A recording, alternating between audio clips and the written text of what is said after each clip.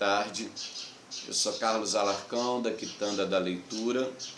A Quitanda chega para vocês com o curso Muda de Palavra, que foi escolhido pelo Cultura Presente nas Redes. E esse curso Muda de Palavra está no terceiro módulo, cada módulo com o nome de um mestre que tem muita importância para a Quitanda. Eles continuam lá na página, né, porque as coisas ficam guardadinhas lá, e os dois primeiros módulos estão lá. Esses mestres, a primeira foi Fátima Miguel, de quem fui aluno, amigo, fã, acompanhou meus filhos crescendo, né, minha filha tornando-se adulta, autografando sempre os livros para ela, esse daqui com a ilustração da Graça Lima, o livro da Fátima Miguel ilustrado pela Graça, autografado pelas duas. E mostrei livros, né, e tem lá a referência dos livros didáticos. Didática não é a palavra, né, mas de apoio, né, de apoio didático à Quitanda. E o outro mestre foi o Nelson Sargento, da Mangueira, baseado no fato dele ter sido um grande discípulo de Cartola e ter se tornado um grande mestre de outros, hoje, mestres grandes também, né, como o Tantinho da Mangueira. E então, pedindo bênção a Nelson Sargento, pedindo bênção a Fátima Miguel, pedindo bênção à Mãe Senhora, que é a mestra desse terceiro encontro da gente, eu vou colocar aqui o meu chapéu verde-rosa em homenagem ao mestre Nelson Sargento, que também está presente aqui no cajado, com a pujança do outono dando suas frutas. Samba magistral da Mangueira, do Nelson Sargento. Então, deixa eu colocar aqui. Pronto. Falar um pouquinho dessa mestra, né?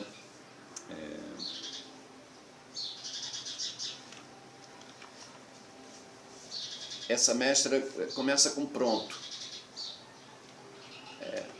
Pronto foi dado a ela a cabaça quando ela tinha 7 anos de idade.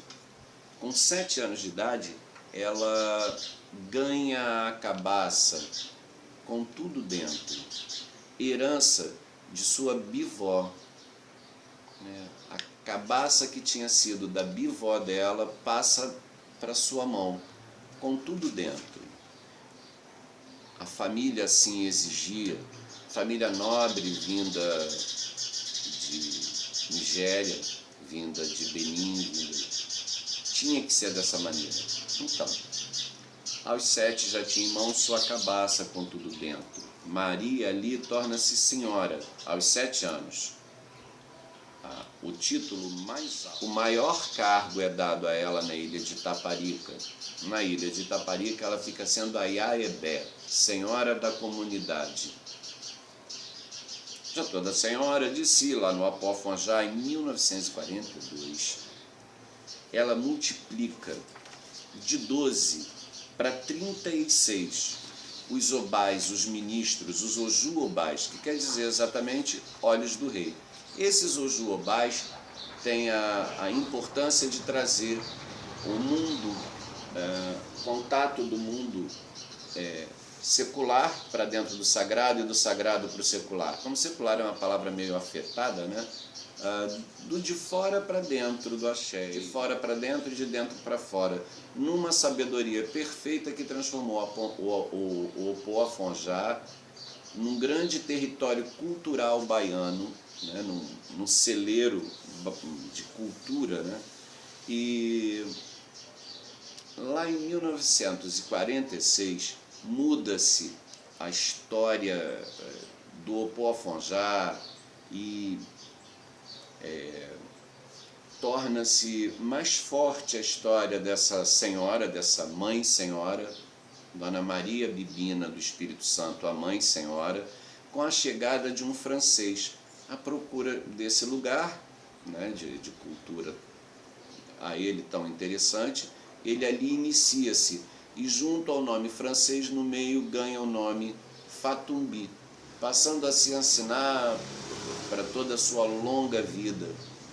Morreu com 92 anos, se eu não me engano, 92. Em 1996, quando ele estava no prelo Ewe, o último livro dele, que significa folha, quando ele está com Ewe no prelo, já todo satisfeito de mais um livro, né, de grande importância para a cultura brasileira, afro-brasileira, para a cultura herborista, né? Um livro todo com a importância das folhas.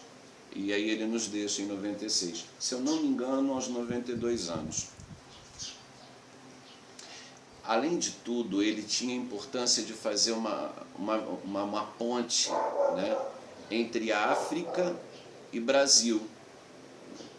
Ele ia e vinha, né? E até o Gilberto Gil faz uma homenagem lindíssima a ele, chamando ele de, né, ponte entre dois mundos, né? Não só entre o Aie e o Orum, entre o céu e a terra, porque uma homenagem póstuma do Gilberto Gil, mas essa menção de África-Brasil, né? A Rolleiflex dele, né, trazia esse poder, né, de unir esses dois mundos através dos flashes, através das fotografias, né, um dos maiores artistas fotográficos do país e um dos maiores artistas, né, do nosso país, já que radicado no Brasil desde tanto tempo. É ele que traz a ela mais um título de muita importância. Ela passa a ser Yanosso.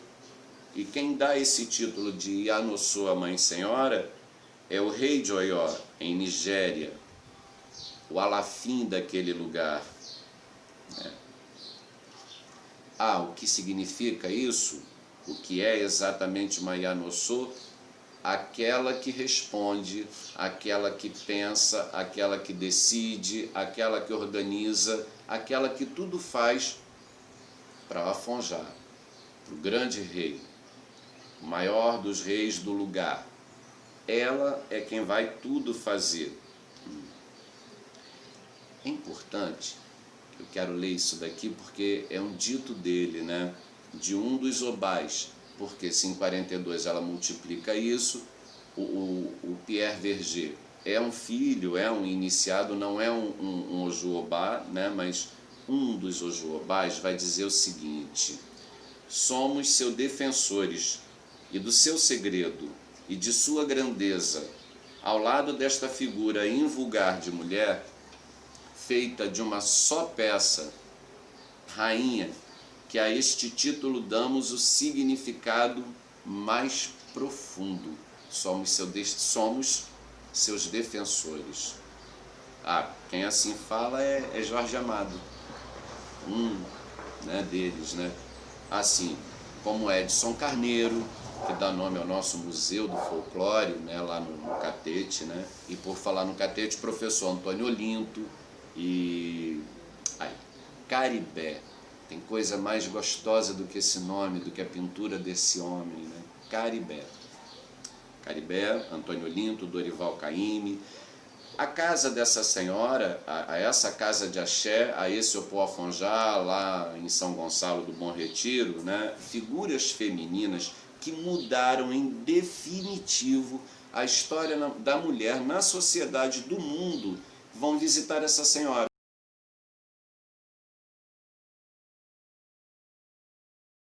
para ouvi-la contar histórias, para testemunhar que história é essa onde uma senhora de 1,60 m, se tanto, por aí, né, gordinha,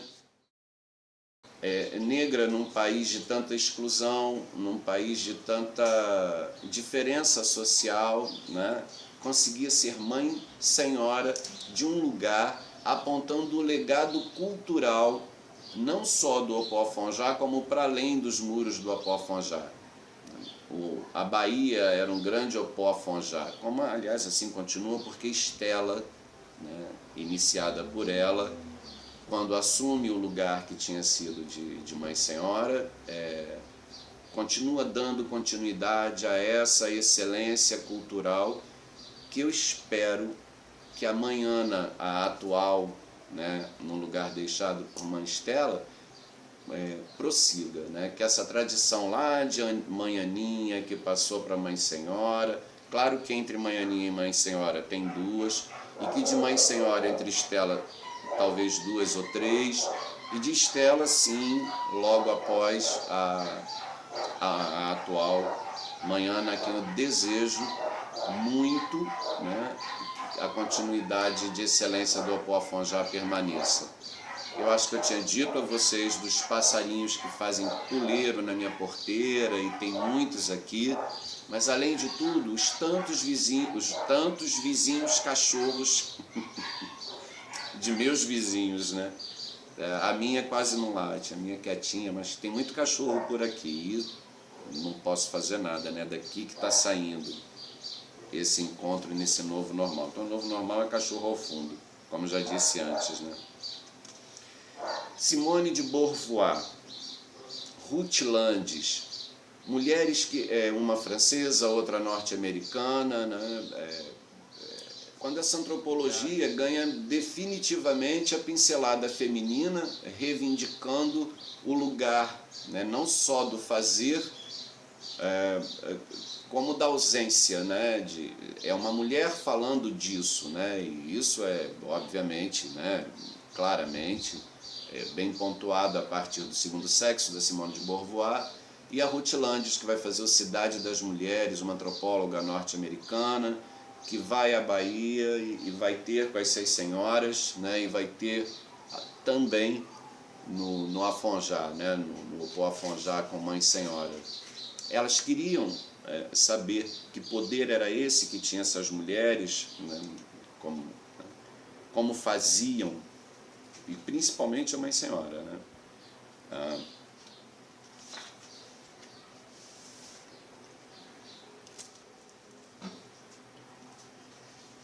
Por que Mãe Senhora?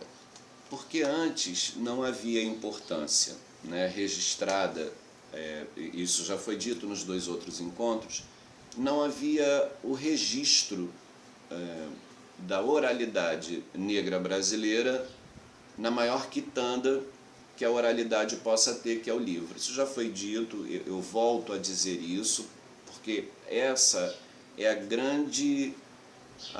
o grande tratado de Mãe Senhora. Ela entende que a academia precisa estar no axé, né? Ela entende que a intelectualidade precisa estar no axé, porque ela já não tem a menor dúvida da intelectualidade que há ali, da ciência que há ali, da sabedoria que há ali, mas ela compreende perfeitamente o quão refratário essa sociedade é aos negros, ao saber negro, à intelectualidade negra. Então, trazer esses, né, que muito sabem e que produzem um saber plural, vai fazer com que, para além de respeitado e que para além de estudado, ele possa ser dono de seu próprio estudo. E ela começa a produzir, né, iniciados do Opoafonjá, grandes fazedores de cultura, né? Então, eu fico elegendo, né, a quitanda elege essa senhora como a nossa grande fada mágica. Sempre que a quitanda precisa referendar uma fada, quem aparece é essa calunga já mostrada no módulo anterior, né, uma calunga também referendado no módulo anterior pela Lena do Abaiomi. Não é um trabalho da Lena, a minha tem costuras, a minha tem cola se necessário, também isso foi dito, mas, né, tomando bênção mais uma vez a Lena do Abaiomi. E por que voltar nisso? Porque mais uma vez eu vou estar mostrando a calunga, e essa calunga não é uma calunga qualquer, é a calunga Mãe Senhora, né? Ela vai ser a calunga Mãe Senhora porque é a grande fada, né? A grande fada preta, uma mulher que tem o poder de fala e de fazer, negro, feminino, em épocas, né, onde as coisas eram tão mais difíceis, que hoje em dia, aliás, hoje em dia as coisas estão tão estranhas que eu tenho até receio de dizer que aquele tempo fosse pior, né? Eu acredito que talvez hoje em dia não fosse possível que Mãe Senhora tivesse feito tudo o que conseguiu. Então, Referendando essa história, eu trouxe uma outra que eu acho que a Quitanda precisa apresentar, né, de uma escritora, que é a Ana Maria Machado, de uma série chamada Mico Maneco, e a história é Uma Gota de Mágica. Todo dia Joana toma café com um bolo de fubá, pega a lata d'água e vai à fila da bica.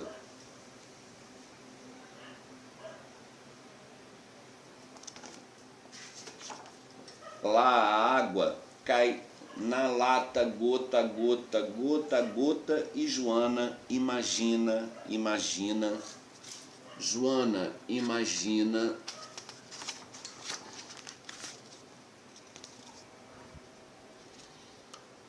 um belo lago mágico com dama de gola leve, uma fada bonita de véu no cabelo.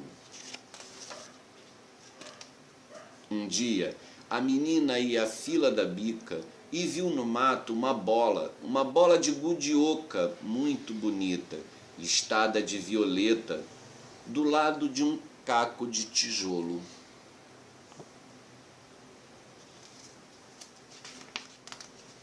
Joana pegou a bola de gude e levou até a amiga Geni e...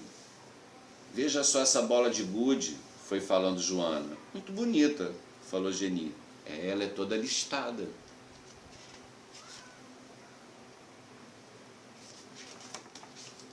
Depois da fila, Joana levou a lata d'água e a bola de gude oca, botou a lata na janela e botou a bola de gude na gaveta.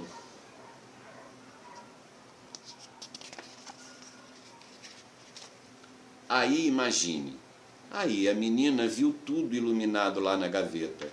A bola de gude iluminava, feito uma lua.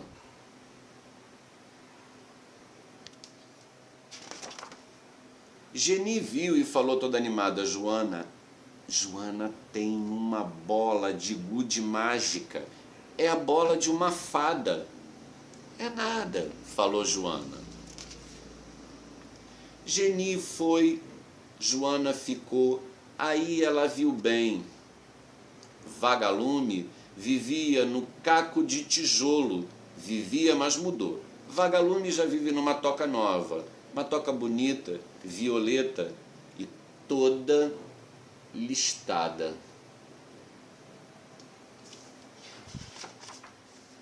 De dia ele está apagado no oco da bola de gude de Joana, e de noite ele alumia e apaga, ele alumia e apaga, ele alumia e apaga. Feito uma lua pisca-pisca dentro da gaveta.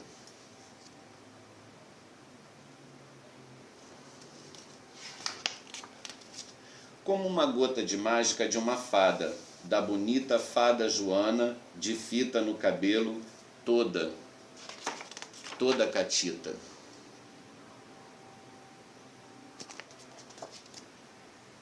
Uma gota de mágica, Ana Maria Machado.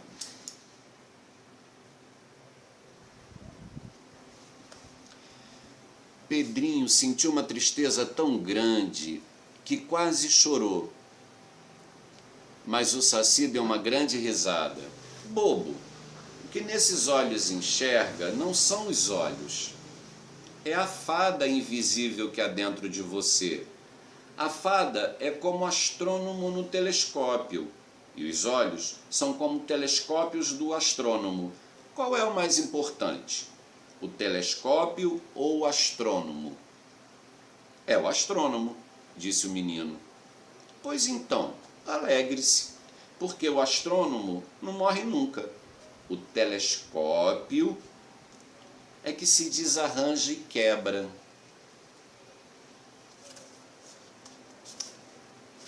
O Saci, aquele tratado de filosofia que volta e meia eu falo para vocês.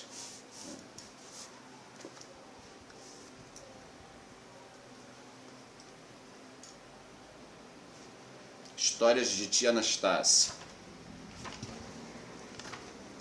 Vocês me dão licença para eu mais uma vez, espero só que eu preciso referendar essas fadas pretas, né, porque são tão raras, né? Preciso me apossar delas para eu ficar pertinho do que estou dizendo, né? O garoto na varanda lia um jornal. De repente parou e disse à boneca, que andava rondando por ali: "Vá perguntar à vovó o que quer dizer folclore." "Vá. Dobre a língua, eu só faço coisas que me pedem. Tire o verbo do imperativo." O garoto, que estava com preguiça, levantou e cedeu à exigência da ex-boneca. "Bonequinha do coração", disse ele, "faça-me o maravilhoso favor de ir perguntar à vovó que coisa significa a palavra folclore, sim?" Emília foi e voltou com a resposta. Dona Benta disse que folk quer dizer gente, povo, e lore quer dizer sabedoria, ciência. Folclore são as duas coisas que o povo sabe por boca, de um contar para o outro, de pai para filho, os contos, as histórias, as anedotas, as superstições, as bobagens, a sabedoria popular, etc. e tal. Por que pergunta isso, Pedrinho? Aí o menino calou-se. É uma ideia que eu tive. Tia Anastácia é o povo. Tudo que o povo sabe e vai contando de um para o outro, ela sabe. E eu estou com um plano de espremer o sumo de tia Anastácia, que é o leite do folclore. Emília arregalou os olhos. Olha, não é má ideia não, hein? As negras velhas, foi dizendo Pedrinho, são sempre muito sabidas. Mamãe conta de uma que era um verdadeiro dicionário de histórias folclóricas, uma de nome Isméria, que foi escrava de meu avô. Todas as noites ela sentava-se na varanda e desfiava histórias e mais histórias. Quem sabe se tia Anastácia não é isso, uma continuação de Isméria. Foi assim que, espremendo o suco, o leite, nasceu esse livro Histórias de tia Anastácia. Num tempo de ontem, né? Quando tinha escravos nesse país. Essa vergonha continuada, né? Porque sabe-se que nada mudou, né? E continuando com esse mestre, eu queria pegar uma ideia de boneca mesmo, assim, né? Rápida, que explica toda essa quitanda para a gente poder estar aqui, então eu fechar essas ideias, né? Poder estar aqui no terceiro módulo, né? Não sei. Parece-me bem como estão, foi dizendo Ranzinha, a questão de Emília querer reformar a natureza, inclusive o livro. Pois eu tenho uma ideia muito boa, disse Emília, de fazer o livro comestível. Que história é essa? Muito simples. Em vez de impressos em papel de madeira, que só é comestível para caruncho, eu farei os livros impressos em um papel fabricado de trigo e muito bem temperado. A tinta será estudada pelos químicos, uma tinta que não faça mal para o estômago. O leitor vai lendo o livro e comendo as folhas, lê uma, rasga e come. Quando chega ao fim da leitura, está almoçado ou jantado. Cada capítulo do livro será feito com papel de um certo gosto. As primeiras páginas terão gosto de sopa, depois salada, arroz, assado, tutu de feijão com torresmo. As últimas serão as de sobremesa, terão gosto de manjar branco, de pudim de laranja, de doce de batata.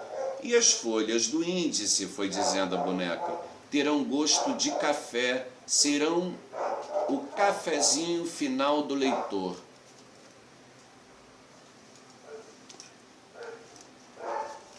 Que Mas a gente pode dizer, né, de um camarada que elege uma fada preta, né, porque a colher de pau dela tinha o condão de mandar num sítio lá em 1924, né, quando é lançada essa saga do Sítio do Pica-Pau Amarelo, e duas mulheres comandavam esse sítio.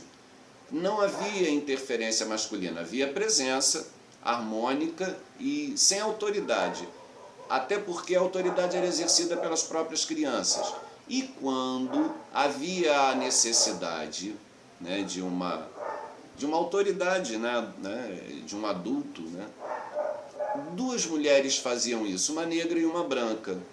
A diferença de autoridade era nenhuma, as duas mandavam no sítio. Agora, diferenças a serem estudadas, elencadas, são muitas, mas a que a quitanda pondera é que essa, uma das mulheres, ela tinha o mesmo poder que a outra de promover viagens. Se uma à Grécia, a outra levava a Lua para conhecer São Jorge. Mas o poder de condão, o poder da magicidade, o poder de dar vida a bonecos, o poder de transformar e de criar, o poder bonequeiro, esse era de Nastácia. Era ela que tinha a colher de pau. Ela era dona do bambaco. Era ela que dava alma às coisas, né? E claro, eu acabei de ler um pouquinho antes o Saci, onde essa referência é dada por um senhor que morava mais de 80 anos. O autor já aponta que Dona Benta era muito velha e ela tinha 70 anos, né? E isso era muito, muito velho, né? E ele tinha mais de 80, então era muito, muito velho para a época. Morava aproximado à ponte, ou seja, morava onde um ex-escravo podia ficar, não, nos lugares da natureza. Vivia sozinho, isso já foi dito antes, né? E apresenta esse tratado, né? Então, eu gosto muito de brincar, né, com a palavra fado, né, da cultura lusitana, né, portuguesa, né, fado destino, né? Fada é a forma feminina de fado, que torna-se incomum e deveria ser tão mais comum, né? O fado é o Odu, o fado é o destino. E o tio Barnabé cuidava muito disso, era ele que rezava. Não era uma Ave Maria, não há uma menção a isso. Ele rezava. E depois de rezar, ele encontrava o mágico a toda hora. O Saci ia à casa dele e o menino tem total liberdade de estar com esse senhor a aprender essas coisas, né? Quando a morte entristece o menino, né? Essa colocação do Saci é de uma boniteza, né? Bom, o que eu quis trazer com essa história, né? A história contada, que é essa história Uma Gota de Mágica, é a criança que trabalha, né? A criança que trabalha pegando a água, levando para casa. Quando eu leio esse livro, eu lembro sempre do meu tempo na Serrinha, né? O quanto que o fazer do jongo tira meninos e meninas. Eu não vou entrar nessa coisa dramática do lado mais efêmero da vida, que é quando o cara resolve ser né, do tráfico, né, num país em que políticos, né, são tão irmanados a esse fazer, né? Eu acho que eu não quero entrar, né? Eu quero entrar numa outra coisa. Muitos dos nossos meninos e meninas, se não encontram um fazer cultural que é o legado deles, e esse legado pode garantir, né, vida de trabalho a eles estariam trabalhando nos grandes supermercados, como caixa, obviamente coisa honradíssima, mas que não é um lugar de excelência que se deseja, né, para os nossos filhos, né? E por que então para os nossos alunos, né? E a arte, a cultura, ela vem nessa hora. E sem dúvida alguma que a vida desses que trabalham e arduamente nesses tantos morros, né, dificilmente ele irá se enxergar como uma fada, como um fado, né, como um tio Barnabé, como uma tia Anastácia, como uma Joana de gola leve. A Ana Maria Machado inaugura essa fada, né, preta, que é a si mesmo, que é repetido lá no Ossaci com o tio Barnabé, né? A fada invisível que habita os seus olhos. É você que produz a sua leitura de mundo, né? É você que produz a sua leitura do que pode se ler, do que te é oferecido ler. Então eu acho que essa é a pauta que a Quitanda traz para esse encontro, já pensando em fechar esse encontro de hoje, com essa ressalva, né? Com essa importância ao lugar do negro na sociedade, de um negro que produz, de um negro que seja mágico, de um negro capaz de produzir arte. Entre trabalhar num supermercado e ser jongueiro e poder receber como jongueiro e continuar a estudar para ser né, minimamente um professor como eu sou, né? Não vai ser trabalhando desde sempre que eu vou conseguir fazer isso, né? E se eu não me referendo, e se eu não me entendo que uma bola de gude carrega uma coisa mágica sem igual, que outro incentivo eu tenho, né? O que eu posso fazer, né? Então, essa coisa especular da bola da Joana, essa coisa especular do olho do menino, né? Do telescópio, da importância do homem, né? Da fada invisível que está em mim, essa fada invisível, ela é educada. Educar vem de tirar do escuro e trazer à luz, né? De trazer do não olhado ao possivelmente olhado, analisado, né? Então, quando educamos, temos que ter o extremo cuidado de trazer o preto bem olhado, bem mostrado, né? Engalarrado, né? Como diz, toda a corte engalarrada, transformando o mar em flor. Vê o império namorado. Os sambas trazem isso, trazem essa referência, trazem esse poder, né? São donos desse poder. Então, que um brinquedo tão milenar, né? Como a bola de gude, né? Reflita essa fada mágica que há dentro de mim, que é o que o garoto conversa com o tio Barnabé, que é o que traz a Joana a possibilidade mágica de ser uma fada de gola leve. Não vai ser uma fada inglesa, não pode, ou deve, né? Aliás, né, a Virginia Woolf traz a Tiabá, né? As histórias da Tiabá é uma maravilha, um conto da Virginia Woolf, que é uma negra, né, contando histórias, mas não é a negra brasileira, não é a Joana, não é a fila da bica para pegar água, né?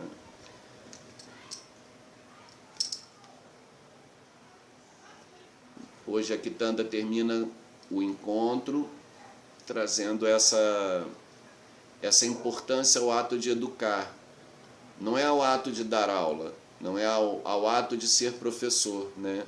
Se a gente for lembrar etimologicamente, né, que educar traz do escuro à luz, ou seja, ele traz o que não é visto para ser olhado, para ser analisado, né?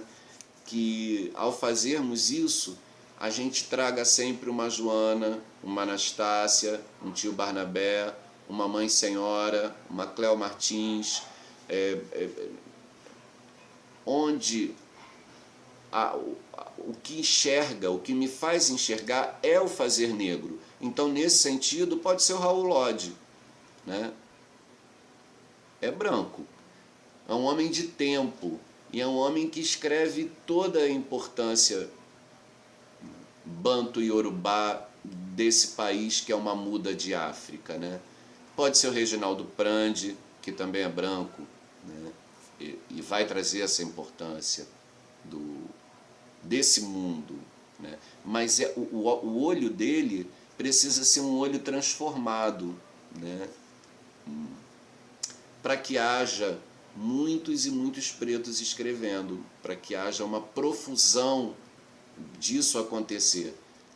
E é assim que essa quitanda se despede hoje, né? Dizendo a vocês que o objeto mágico maior é a fada preta que existe dentro de mim. O fado preto que existe dentro de mim.